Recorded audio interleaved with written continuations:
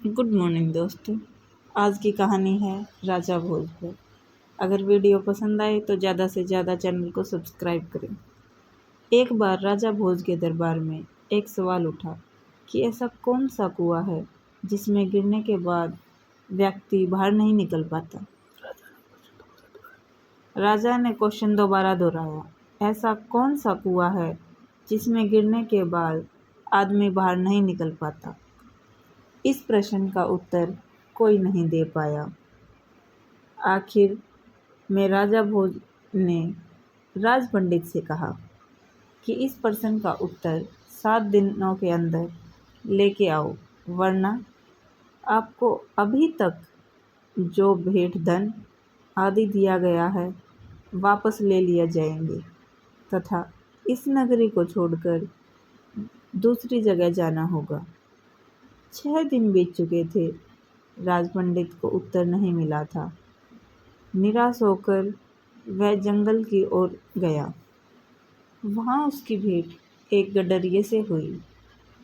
गडरिये ने पूछा, आप तो राज पंडित हैं, राजा के दुलारे हो, फिर चेहरे पर इतनी उदासी क्यों? यह गडरिया मेरा क्या मार्गदर्शन करेगा? सोचकर पंडित ने कुछ नहीं कहा। इस पर गडरिये ने पुनः उदासी का कारण पूछते हुए कहा, आप राज पंडित हो? पंडित जी, हम भी सत्संगी हैं। हो सकता है आपके प्रश्न का जवाब मेरे पास हो, अतः निसंकोच कहिए। राज पंडित ने प्रश्न बता दिया और कहा कि अगर कल तक प्रश्न का उत्तर नहीं मिला तो राजा नगर से निकाल देगा। गडरिया बोला, मेरे पास पारस है, उससे खूब सोना बनाओ।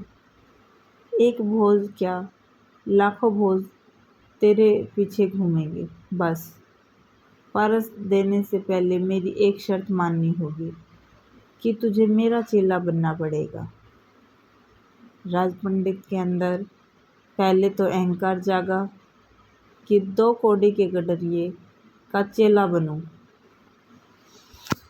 लेकिन स्वार्थ पूर्ति हेतु चेला बनने के लिए तैयार हो गया। गडरिया बोला, पहले भेड़ का दूध पियो, फिर चेले बनो। राज पंडित ने कहा कि यदि ब्राह्मण भेड़ का दूध पिएगा तो उसकी बुद्धि मारी जाएगी। मैं दूध नहीं पीऊँगा। तो जाओ, मैं पारस नहीं दूंगा, गडरिया बोला। दोस्तों, अगर कहानी पसंद आ रही है तो ज़्यादा से ज़्यादा लाइक ज़रूर करें। राज पंडित बोला, ठीक है, दूध पीने को तैयार हूँ, आगे क्या करना है? गडरिया बोला, अब तो पहले मैं दूध को जूठा करूँगा, फिर तुम्हें पीना पड़ेगा। राज पंडित ने कहा, तू तो हद करता है, ब्राह्मण को जूठा पिलाएगा? तो जाओ, गडरिया बोला। राज पंडित बोला, मैं तैयार हूँ जूठा दूध पीने को। गडरिया बोला, वह बात गई।